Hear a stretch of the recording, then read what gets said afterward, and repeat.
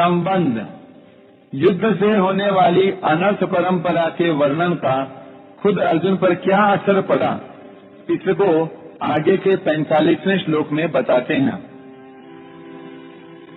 अहो बत महत्पापम् कर्तुम् व्यवसिता वयम् यद्राज्य सुखलोभेन हन्तुम् स्वजनमुद्यता। यह बड़े आश्चर्य और खेद की बात है कि हम लोग बड़ा भारी पाप करने का निश्चय कर बैठे हैं, जो कि राज्य और सुख के लोभ से अपने स्वजनों को मारने के लिए तैयार हो गए हैं। व्याख्या। अहो बत महत्पापम कर्तुम व्यवसिता वयम् यद राज्य सुख लोभेन हन्तुम स्वजनम उद्यता। ये दुर्योधन आदि दुष्ट हैं, इनकी धर्म पर दृष्टि नहीं है, इन पर लोभ सवार हो गया है, इसलिए ये युद्ध के लिए तैयार हो जाएं तो कोई आश्चर्य की बात नहीं है। परंतु हम लोग तो धर्म अधर्म को, कर्तव्य अकर्तव्य को, पुण्य पाप को जानने वाले हैं। ऐसे जानकार होते हुए भी अनजान मनुष्यों की तरह हम लोगों ने बड़ा भारी पाप करने का निश्चय विचार कर लिया है। इतना ही नहीं, युद्ध में अपने स्वजनों को मारने के लिए अस्त्र शस्त्र लेकर तैयार हो गए हैं।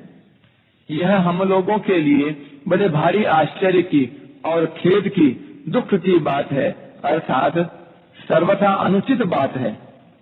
हमारी जो जानकारी है, हमने जो शास्त्रों से सुना है, गुरुजनों से शिक्षा पाई है, अपने जीवन को सुधारने का विचार किया है, उन सब का अनादर करके आज हमने युद्ध रूपी पाप करने के लिए विचार कर लिया है। यह बड़ा भारी पाप है, महत् पापम। इस श्लोक में अहो और बत ये दो पद आए हैं। इनमें से अहो पद आश्चर्य का वाचक है। आश्चर्य यही है कि युद्ध से होने वाली अनर्थ परंपरा को जानते हुए भी हम लोगों ने युद्ध रूपी बड़ा भारी पाप करने का पक्का निश्चय कर लिया है। दूसरा बत पद खेद का, दुख का वाचक है। दुख यही है कि थोड़े दिन रहने वाले राज्य और सुख के लोभ में आकर हम अपने कुटुंबियों को मारने के लिए तैयार हो गए हैं। पाप करने का निश्चय करने में और स्वजनों को मारने के लिए तैयार होने में केवल राज्य का और सुख का लोभ ही कारण है। तात्पर्य है कि अगर युद्ध में हमारी विजय हो जाएगी तो हमें राज्य वैभव मिल जाएगा, हमारा आदर सत्कार होगा, हमारी महत्ता बढ़ जाएगी, पूरे राज्य पर हमारा प्रभाव रहेगा, सब जगह हमारा हुक्म चलेगा, हमारे पास धन होने से हम मन चाहिए भोग सामग्री जुटा लेंगे, फिर खूब आराम करेंगे, सुख भोगेंगे। इस तरह हमारे पर राज्य और सुख का लोभ छा गया है, जो हमारे जैसे मनुष्यों के लिए सर्वथा अनुचित है। इस श्लोक में अर्जुन यह कहना चाहते हैं कि अपने सद्विचारों का, अपनी जानकारी का आदर करने से ही शास्त्र, गुरुजन आदि की आज्ञा मानी जा सकती है।